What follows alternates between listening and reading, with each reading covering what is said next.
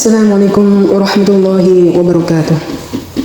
Alhamdulillahirabbil alamin wa bihi nasta'inu ala umri dunya waddin wassalatu wassalamu ala asyrafil anbiya'i wal mursalin sayyidina Muhammadin wa ala alihi wa sahbihi ajma'in. Amma ba'du. A'udzu billahi minasy syaithanir rajim. Bismillahirrahmanirrahim. Alhamdulillahi rabbil alamin. Ar-Rahmanir Rahim. مالك يوم الدين إياك نعبد وإياك نستعين اهدنا الصراط المستقيم صراط الذين أنعمت عليهم غير المغضوب عليهم ولا الضالين آمين. Tanda dari saya: pertama, alhamdulillahirabbil alamin. Kedua, Allahumma shalli ala sayyidina Muhammad wa ala ali sayyidina Muhammad. Ketiga, aku sayang kepada orang tuaku dan aku sayang kepada kalian semuanya. Nah, sekarang kita meneruskan mengaji Al-Quran surat An-Nisa terakhir ya, ayat 73 yang insya Allah sampai ayat 176 dari surat An-Nisa. Dengarkan baik-baik, perhatikan dengan tenang. Semoga Allah memberi rahmat kepadaku dan memberi rahmat kepada kalian semuanya. Amin, amin, ya rabbal alamin. A'udzu billahi minasy syaithanir rajim.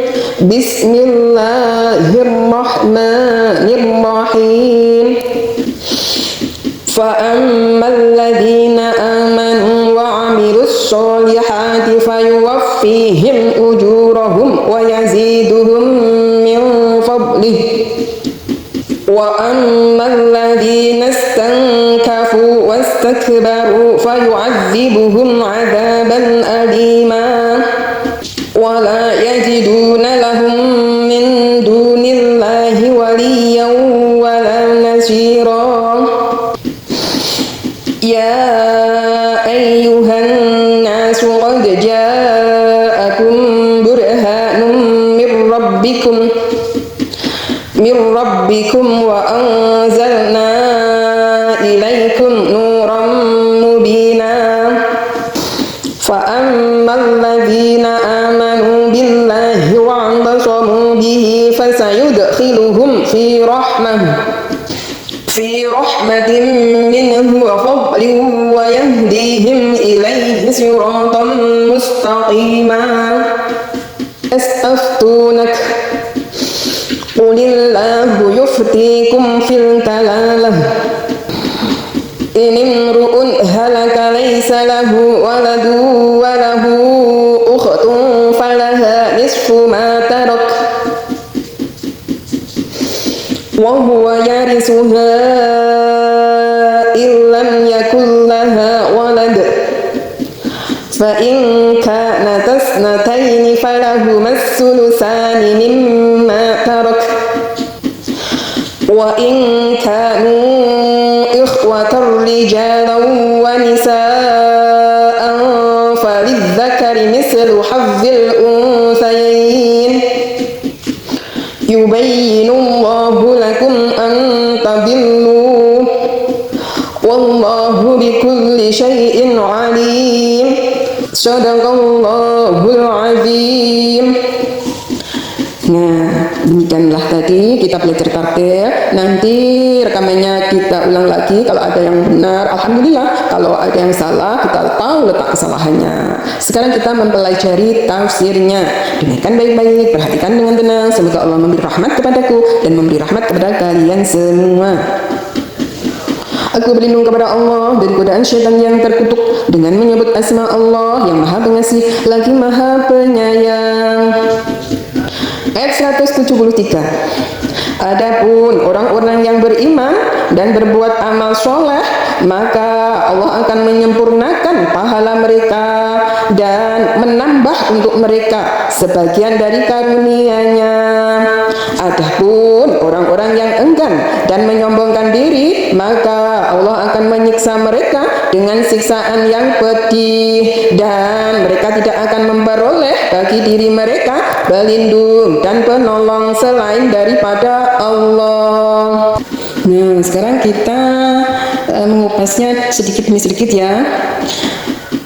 Orang beriman itu bagaimana sih? Orang beriman itu ya mengimani bahwa Allah itu Tuhannya, Allah menciptakan malaikat, Allah mempunyai firman-firman yang disampaikan kepada Rasul ya. Terus mengimani Allah mengutus utusan dari manusia ya.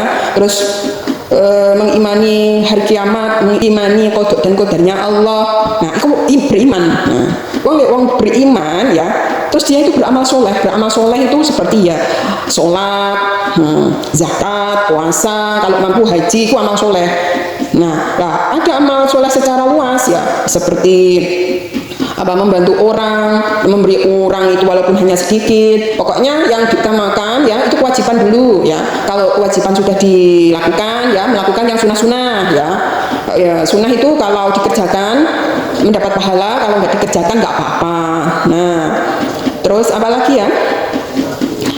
Mengerjakan yang mubah ya boleh. Terus mengerjakan apa?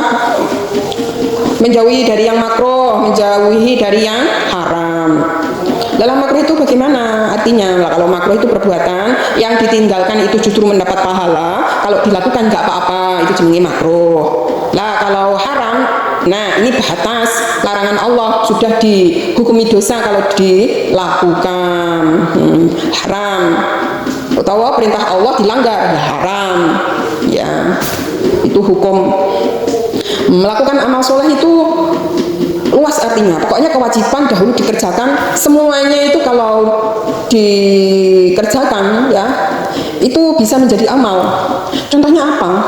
Pokoknya bukan maksiat ya. Pokoknya bukan maksiat. Kalau kewajiban sudah dilakukan ya, melakukan apa saja pokok bukan maksiat itu jadi amal kalau diniati karena Allah. Contohnya apa? Makan, minum, apalagi ya, itu semuanya jadi pahala. Tidur itu jadi pahala kalau kewajiban sudah dilakukan ya, semua jadi pahala ya. Amal soleh itu kalau arti sempit ya seperti itu, ibadah sholat, zakat, puasa, haji. Arti luas itu luas banyak sekali. Seperti makan, minum, tidur, itu juga amal soleh. Apalagi menolong orang, mengobati orang, meringankan beban orang. Wah banyak sekali. Apalagi sampai membuat fasilitas ibadah. Nah seperti masjid, pondok pesantren, terus seperti sekolahan. Nah fasilitas-fasilitas yang untuk mencari ilmu ya agama Allah, maka itu yang dinamakan juga amal, namanya amal jariyah. Terus pokoknya luas sekali ya. Uang beriman semuanya dicatat oleh Allah, ibadahnya, amal solehnya menjadi pahala. Terus kemudian apa? Allah menambah karunia-Nya. Contohnya apa menambah karunia itu? Seperti ya, apabila kamu itu beramal, terus kamu itu ilmunya bermanfaat, disampaikan kepada orang.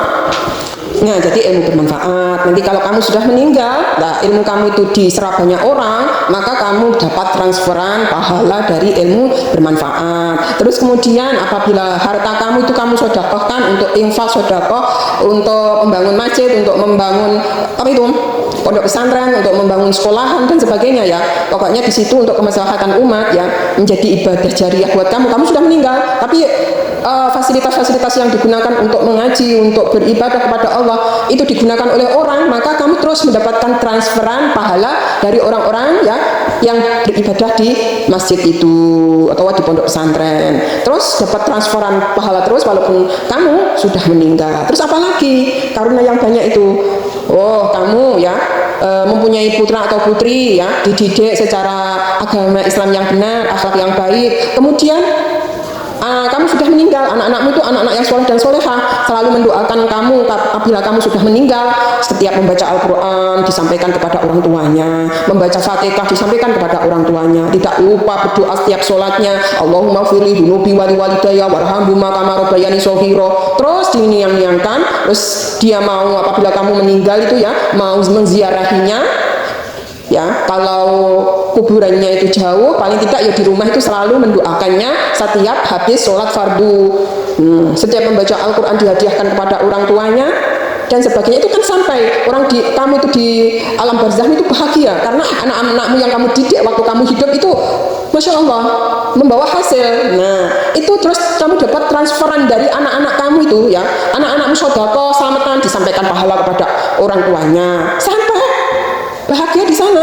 Terus apabila kamu membaca Al-Quran, anak-anaknya itu ya membaca Al-Quran disampaikan ya hadiahnya kepada orang tua, kan sampai di sana ya Allah yang akan menyampaikan, bukan manusia ya, tapi Allah. Inilah kalau memang orang meninggal itu terputus amalnya, kecuali yaitu anak yang soleh yang mau mendoakan orang tuanya ya, mendoakan dalam arti apabila anaknya itu beramal soleh, hadiahkan pahalanya kepada orang tuanya, itu akan sampai bahkan haji ya, orang tuanya kan sudah wafat ya, haji dihajikan anaknya yang sudah haji itu kan sampai juga.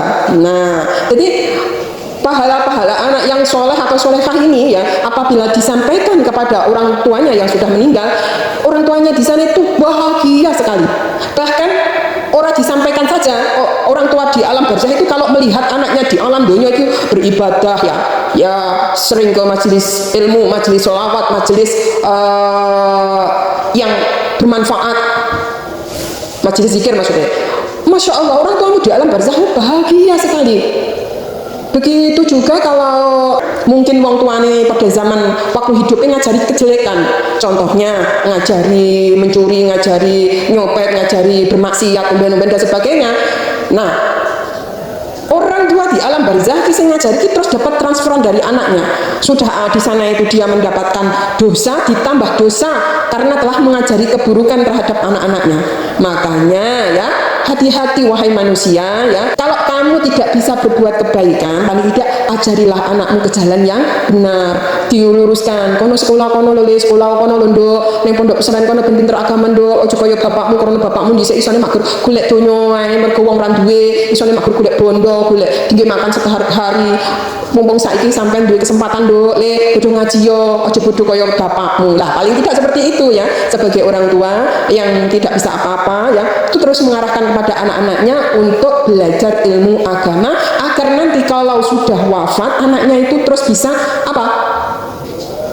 Memberi doa kepada orang tuanya. Nah, setiap anak mengamalkan amal solehnya, orang tua dapat pahalanya. Nah, seperti itulah ya. Jadi karunia yang banyak, uang beriman enak ya, dapat pahala, karunianya ditambah oleh Allah. Terus apabila nanti sudah wafat di sana itu dapat kemuliaan, dapat kenikmatan. Nah, akan ditambah terus oleh Allah apa? Karunianya. Kelihatannya ning donya sengsara, tapi dia itu mengamalkan, beriman kepada Allah, mengamalkan ajaran Allah dan Rasulnya. Ya, apabila dia diuji sabar. Terus pokoknya mengamalkan amalan Gusti Allah yang diajarkan Rasulnya, insya Allah Allah akan memberi karunia itu pahala yang banyak sekali di akhirat sana ya. Ya. Adapun orang-orang yang menyombongkan diri, ya, wong sombong ini ora bakal masuk swarga loh ya. Sekecil kesombongan itu nggak bakal ning swarga. Makanya jadi wong sing tawadu, merasa tidak bisa apa-apa, semua atas kehendak Allah Subhanahu wa taala. Nah, agar tidak sombong, karena sombong itu hanya pakaiannya Allah. Yang boleh sombong itu hanya Allah. Ya. Allah yang menguasai alam semesta, Allah yang memeliharanya, dan Allah berhak untuk menghancurkannya. Terus Allah berhak menciptakan lagi. Nah, itu yang punya kesombongan itu hanya Allah. Makhluknya tidak boleh sombong. Nah, harus menjalankan perintahnya, menjauhi larangannya, ya, dan jauh dari kesombongan. Wong ibadah saja loh ya. Kalau sombong, ilmu saja, ilmu agama, kalau sombong itu nggak bermanfaat kok. Sebab sifat sombong ini ya, ini hati loh, di dalam hati loh ya. Kudu iso enggak ya dewe-dewe ya. Wong sombong itu bukan dari luarnya saja, tapi dari dalamnya. Hati ini siapa yang tahu? Hanya Allah. Kayak nugrah ya ono dewe-dewe hatimu. Wah, aku ibadah ngene iki nek sombongan enggak. Caranya piye yang enggak sombong Gusti, kula saged salat ini krono jenengan paringi nafas, jenengan paringi kekuatan. Lek aku ngene iki seumpama mbok cabut jenengan cabut nyawa kula pun mboten saged napa-napa Gusti. Nah, akhirnya merendah serendah-rendahnya ya di hadapan Allah Subhanahu wa taala, akhirnya jauh dari kesombongan. Begitu juga orang kaya, dermawan, ngrayatine piye? Gusti, jenengan karuniai harta teng kula saged apa sedekah saged jariah pokok beramal ya kuwi krono jenengan Gusti, lek kula niki lho menawi pun jenengan cabut nyawa kula, pun jenengan apa iki mboten diparingi kesempatan wis bondo kula ternyata mboten enten apa-apa nih. Enggak manfaat. Jadi kula sedekahi atas jenengan sing maringi ngono lho. Jenengan anugrahi bondo yang jenengan sing maringi Gusti. Lek kula niku mboten enten nyawane yo mboten saged ngoten. Terus kalau mensyukuri amal, cek kula ini mboten sakit napa-napa Gusti, wong kula salat niku yo untuk diriku sendiri sebagai hamba. Engkau beri nikmat yang banyak, gak seimbang sholatku ini dengan nikmat yang Engkau anugerahkan. Nah, nanti akan menjadi tidak sombong. Diwei jabatan, diberi ilmu pengetahuan yang luas. Caranya gak sombong dia, Gusti, kayak kula niku sakit nopo, otak kula lho, seandainya jenengan paringi penyakit nopo sing menghilangkan memori otak saya ini sudah nggak berfungsi, jadi lolak-lolok, nggak ngerti opo-opo. Mergo aku iso mikir, mergo aku iso menyelesaikan segala masalah iki, memang kok anugerahi otak ini dengan baik. Lek jenengan mboten anugerahi kula ya, otak yang cerdas aku yo mboten sakit nopo-nopo Gusti ngono.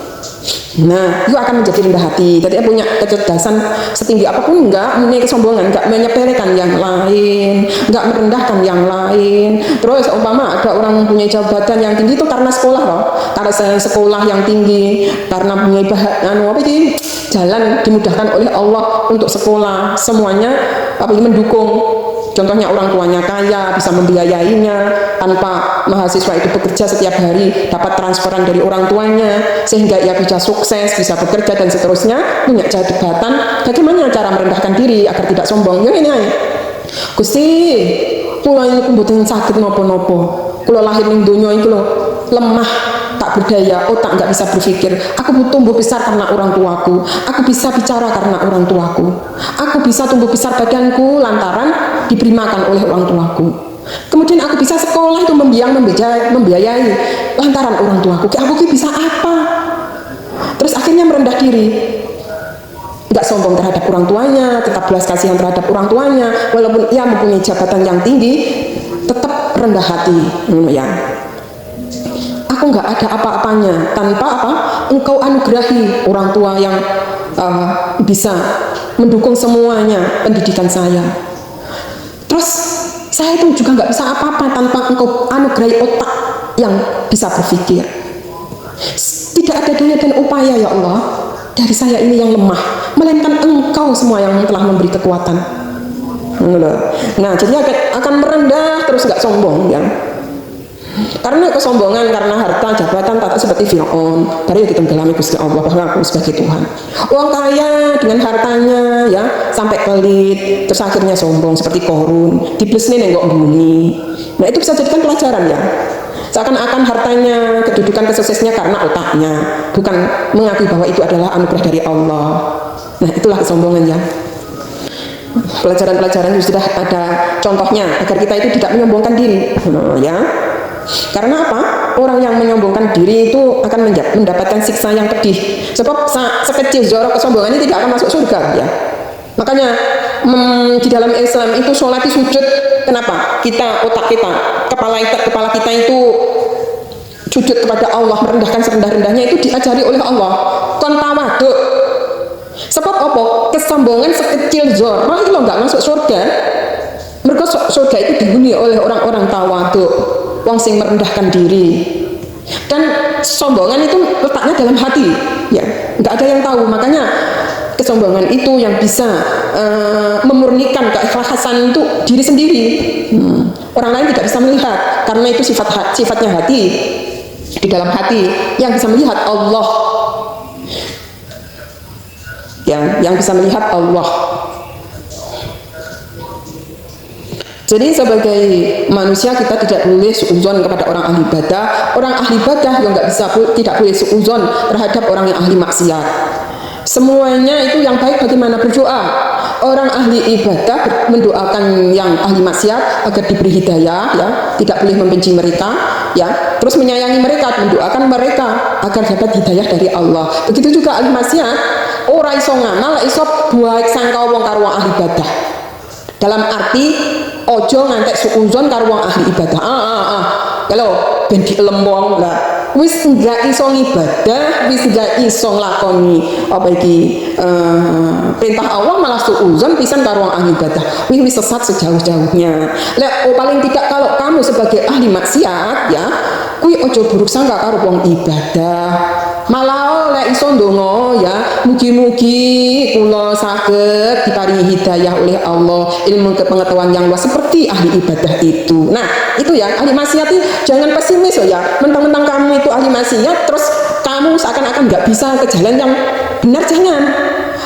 Allah itu lebih menyukai ahli maksiat yang menuju kepada kebenaran. Sebab apa? Orang maksiat itu krono ugo ngerti ilmune, ora karena apa? Kebawa nafsu sampai iso menuju kebenaran. Itu perjuangan yang sangat berat bagi orang ahli maksiat. Makanya Allah lebih menyukai. Lebih itu orang ahli ibadah kacili, terus memang mudah setiap hari sudah dilatih, apalagi orang tuanya selalu mendukung, mendoakan. Wis poe nak ngeses ngono ya. Ibaratnya jalannya menuju hidayah itu mudah sekali. Berbeda dengan ahli maksiat, itu penuh dengan apa? Perjuangan loh. Bayangkan jalan-jalan neraka yang dijalaninya, terus dibengkokkan menuju jalan yang lurus, ini sangatlah perjuangan yang sangat berat sekali. Tapi kalau sampai bisa, makanya itu adalah kesuksesan. Allah lebih menyukai menurut ya. Orang ahli maksiat kemudian bertobat, apalagi sampai menjalankan perintah Allah, menjauhi larangannya sampai akhir hayatnya menjadi husnul khotimah. Allah lebih menyukai seperti itu ya. Siapa? Seperti Umar bin Khattab. Umar bin Khattab sebelumnya itu jahiliyah.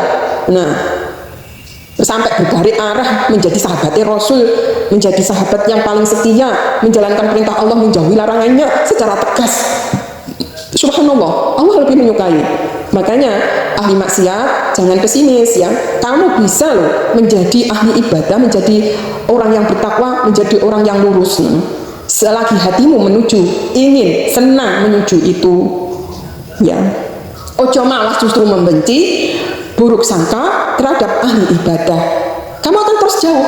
Kalau ada sifat sombong itu, membenci, suuzon, terus nggak mau bergaul terhadap orang soleh, itu kesombongan. Nggak mau menerima amal-amal orang, kebenaran orang soleh ini, itu kesombongan. Bahkan kamu nggak akan bisa mendekatinya selagi ada kesombongan. Mereka ibaratnya wong soleh itu jalan-jalannya surga, lah kesombongan itu jalan-jalan ke neraka. Nggak bisa bersatu ya. Selagi kesombongan itu engkau hapus, walaupun engkau ahli maksiat, kesombongan kau hilangkan, insya Allah Allah akan memberi jalan menuju jalannya orang-orang menuju jalan surga. Subhanallah. Dan orang soleh caranya tidak sombong, yaitu tadi mendoakan ahli maksiat, menyayangi mereka ahli maksiat menuju jalan surganya Allah, tidak membencinya ya. Yang dibenci itu perbuatannya, bukan orangnya. Nah, perbuatannya yang dibenci, tapi orangnya itu selalu dituntun, diarahkan ke jalan yang benar ya.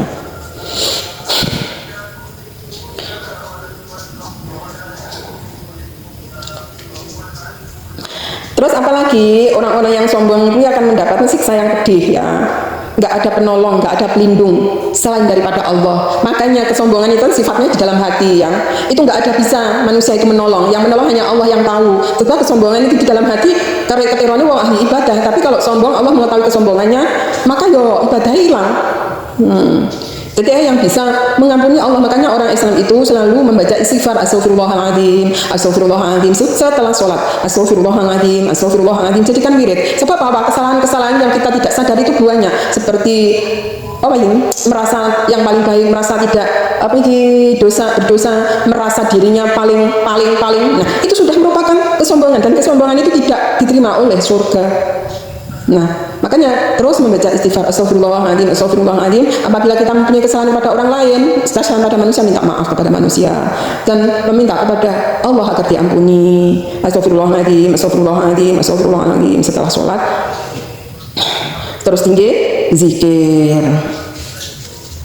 Ya, semoga kita dijauhkan dari sifat sombong. Kita meminta kepada Allah apabila ada kesombongan dalam diri kita, itu terus diingatkan oleh Allah. Dengan kita banyak-banyak berdoa, dengan kita banyak-banyak membaca istighfar. Sekarang 174. Hai manusia, itu manusia ya. Sesungguhnya telah datang kepadamu bukti kebenaran dari Tuhanmu Muhammad dengan mukjizatnya, dan telah kami turunkan kepadamu cahaya yang terang benderang, yaitu Al-Quran. Subhanallah. Jadi ayat 174 itu Allah ya memerintahkan kepada manusia. Manusia itu siapa? Ya manusia seluruh dunia itu jenisnya yang namanya manusia ya. Bukan binatang loh ya, tapi manusia yang dibekali oleh otak ya. Otak ini ya bisa berpikir ya. Yang mana yang baik, mana yang benar, nah, bisa berpikir. Itu jenis manusia. Sesungguhnya telah datang kepadamu bukti kebenaran dari Tuhanmu lewat Nabi Muhammad dengan mukjizatnya, dan telah kami turunkan kepada cahaya yang terang benderang yaitu Al-Quran. Masya Allah, mukjizat Nabi Muhammad itu apa? Banyak toh, bisa membelah bulan, apalagi dari tangannya memancarkan air, apalagi makanan yang sedikit menjadi banyak, apalagi bisa berbicara seluruh ya, bisa berbicara kepada seluruh makhluk Gusti Allah. Maksudnya bagaimana? Nabi Muhammad bisa berbicara dengan pohon, Nabi Muhammad bisa berbicara dengan batu, bahkan apalagi binatang. Nabi Muhammad bisa bicara dengan binatang, itu mukjizat. Terus sampai sekarang kita merasakan mukjizatnya, yaitu Al-Quran. Kebenaran-kebenaran di dalamnya itu memang benar, hak, nggak ada yang bertentangan dengan apa? Otaknya manusia.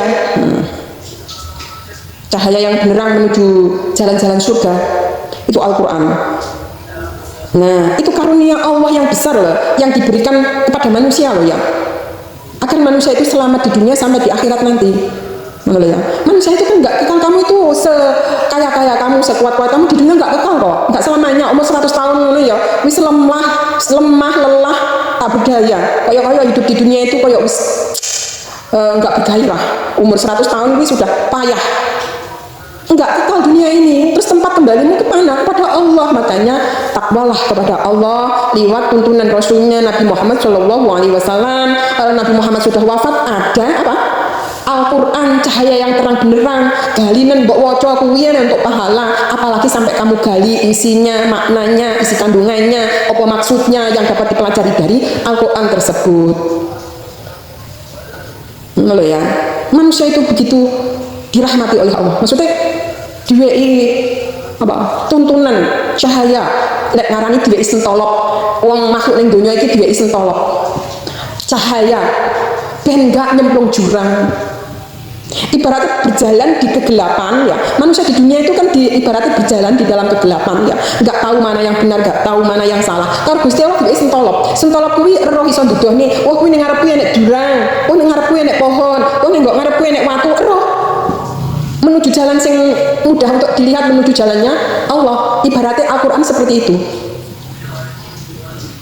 Orang yang mempunyai cahaya Al-Quran ya, kui artinya apa? Mesti dipikir sesuai dengan perintah Allah. Kok enggak?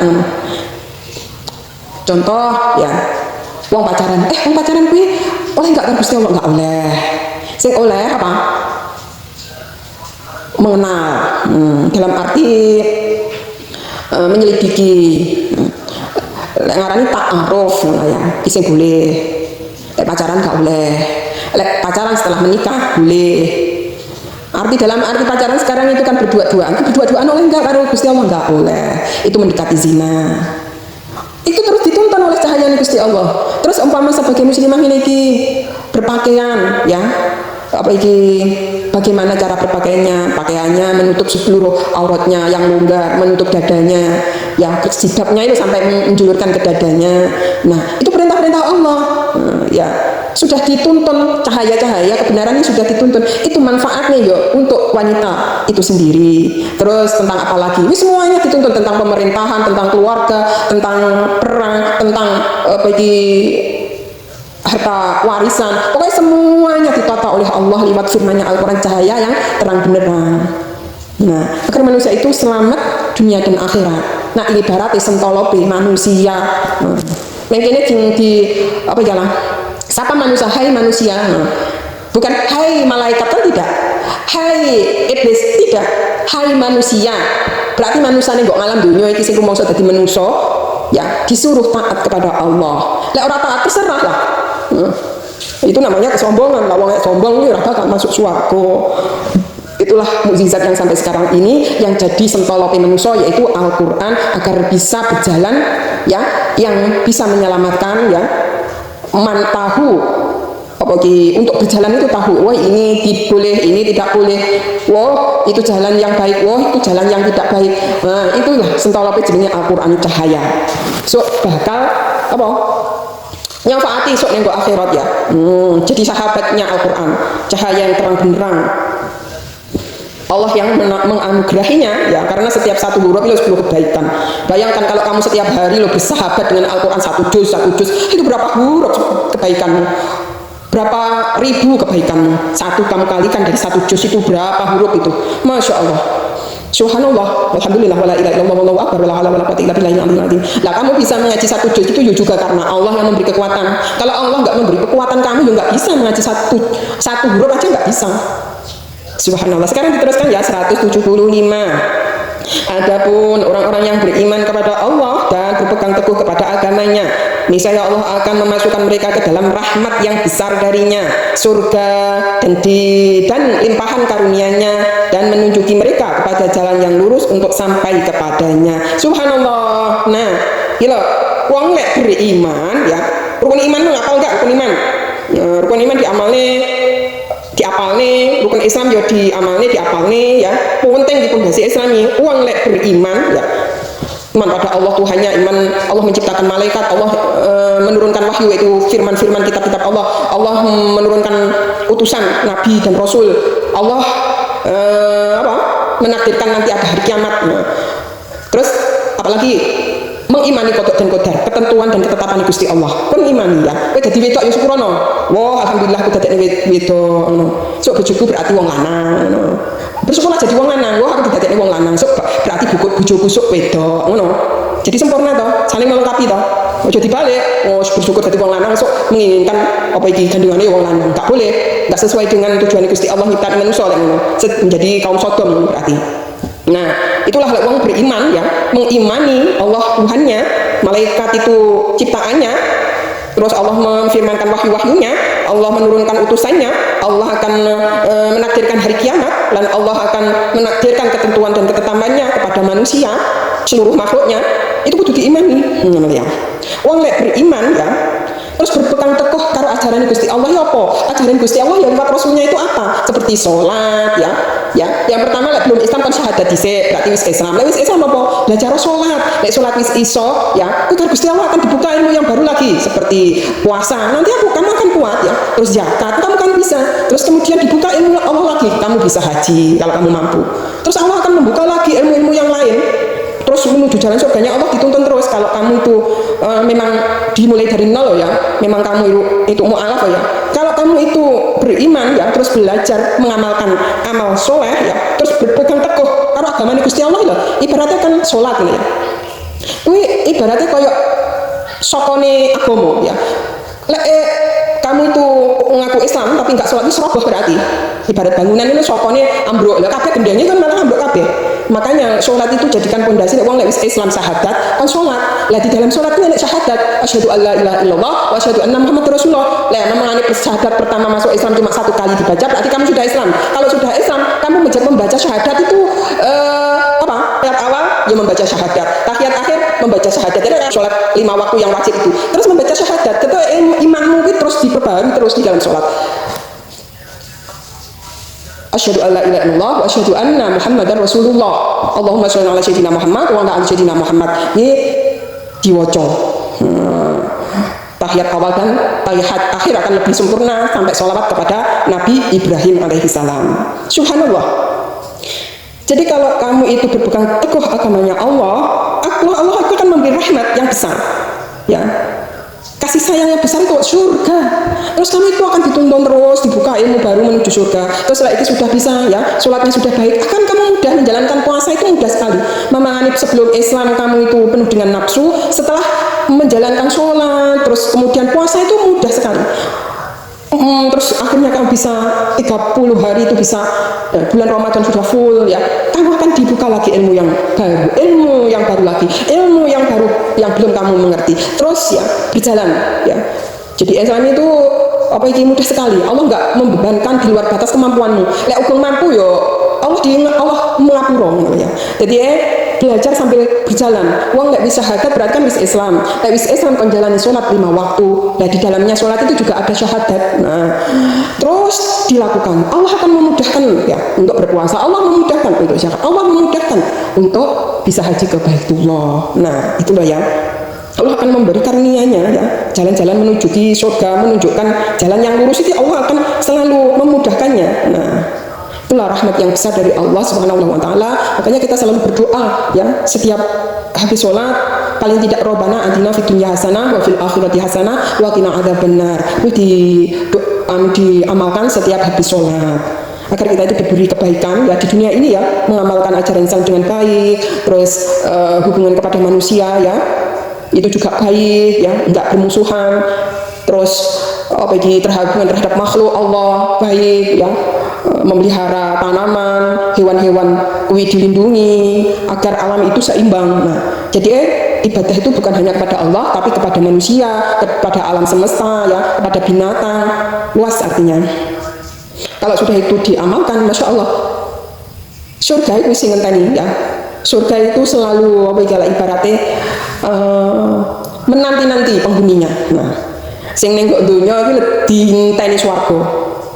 Nah, enggak sebaliknya, oh sampean rene amale mangga ngarep-ngarep swarga, ngarep-ngarep swarga, tapi amale enggak enak. Ya wis enggak iso. Tetapi kamu ngamal yang karo Gusti Allah, menjalankan perintahnya, menjauhi larangannya. Ya Gusti ning swarga, kan iki swarga iki kan ya makhluk Gusti Allah. Kuwi ngarep-ngarep. Gusti sing arep nempati kula niku lho, kok kudu dugi-dugi ngono. Sing nempati kula iki lho, kalau sing nggo donya iki lho, apa iki wis eruh. Swarga iki eruh pisan. Wong sing ahli swarga sing nempati ning kono kuwi eruh. Subhanallah. Jadi makanya dikatakan kalau kamu beribadah jangan karena surga. Tapi karena Allah Subhanahu wa taala, maka makhluk Allah yang namanya surga itu wis ngrasani dhisik ning awakmu. Maksudnya wis ngarep-ngarep dhewe ngono lho ya. Sing ngarep ning awakmu ki swarga. Karo swarga wis dienteni carane ngono kuwi. Swarga wis wah, lho carane Gusti Allah memberi rahmat ngono kuwi. Swarga wis ngarep-ngarep wong ning donya sing dadi ahline ngono. Bismillah insyaallah. Sekarang kita meneruskan ayat 76. Ayat 176 ya. Mereka meminta fatwa kepadamu tentang kalalah. Katakanlah Allah memberi fatwa kepadamu tentang kalalah, yaitu jika seorang meninggal dunia dan ia tidak mempunyai anak dan mempunyai saudara perempuan, maka bagi saudaranya yang perempuan itu 1/2 dari harta yang ditinggalkannya, dan saudaranya yang laki-laki mempusakai seluruh harta saudara perempuan jika ia tidak mempunyai anak. Tetapi jika saudara perempuan itu 2 orang, maka bagi keduanya 2/3 dari harta yang ditinggalkan oleh yang meninggal. Dan jika mereka ahli waris itu terdiri dari saudara-saudara laki-laki dan perempuan, maka bagian seorang saudara laki-laki sebanyak bagian 2 orang saudara perempuan. Allah menerangkan hukum ini kepadamu supaya kamu tidak sesat, dan Allah Maha mengetahui segala sesuatu. Subhanallah. Inilah ilmu kalalah sudah diterangkan oleh Allah ya. Ya Allah, Islam itu ternyata luas sekali sampai ahli waris kuwi diterangkan dalam Al-Qur'an ya. Lek ning kitab jenengan kitab faraid ya, lebih luas tentang memang mempelajari tentang hukum waris ya. Ya, itu sudah diatur di dalam Al-Qur'an. Subhanallah ya. Jadi Islam itu sangatlah adil ya. Memang seorang laki-laki itu ya, itu tugasnya berat sekali dibanding dengan anak perempuan ya. Lah anak laki-laki itu ya, kalau sudah menikah, kewajiban terhadap orang tuanya itu tetap. Tetapi kalau anak perempuan kalau sudah menikah, kewajiban terhadap orang tuanya itu sudah diputus. Dalam arti ini sudah kewajibannya yang sepenuhnya itu sudah dipasrahkan kepada suaminya. Nah seperti itulah. Makanya anak laki-laki itu ya lebih harta warisnya lebih banyak ya dari anak perempuan. Tetapi kalau ada pertanyaan seperti itu, kalau orang tuanya berwasiat ya, mungkin karena anaknya laki-laki itu sampai lama sudah nggak mengurusnya, nggak menjenguknya, nggak tahu beradaannya, terus orang tuanya sakit-sakitan ya, kemudian dia itu berwasiat ya agar hartanya itu dibagi sama rata. Apa boleh di dalam Islam. Orang yang mau meninggal kemudian meninggalkan wasiat karena keadilan ya, anak wedok ini sing ngopeni ya, sampai wafatnya ya, sing ngopeni api setiap hari, sedang anak laki-lakinya itu nggak pernah sama sekali ya, bahkan menengok itu tidak ada, nggak ada kabar sedikit pun. Maka orang tuanya boleh berwasiat. Dalam Islam boleh ya, orang tua itu sebelum meninggal berwasiat, dibolehkan oleh Allah, agar malah dianjurkan kan wasiat ya. Lek wasiat itu membawa keadilan, ya dibolehkan.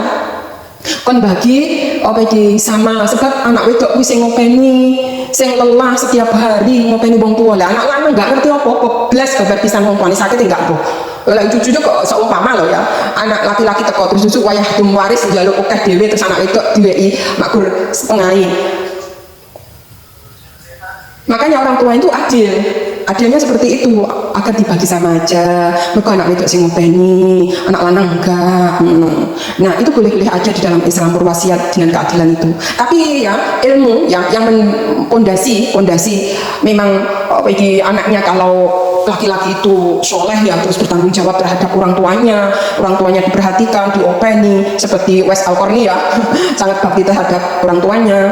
Terus seumpama ada anak perempuan yang lain juga ngopeni, tapi yo seperti sama-sama ngopeni, yo sama-sama bakti sama orang tuanya, maka ya apa ngarani wong tuanya wasiat konutum sesuai dengan perintah Gusti Allah, berarti anak lanang yo ya.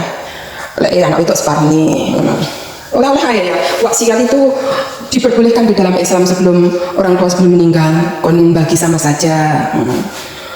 Nah, inilah hukum Islam ya, lengkap sekali, tentang pemerintahan ada, tentang keluarga ada, tentang istri-istri ya, keluarga, masalah keluarga ada, tentang waris ada, tentang cara berpakaian wanita agar selamat ada.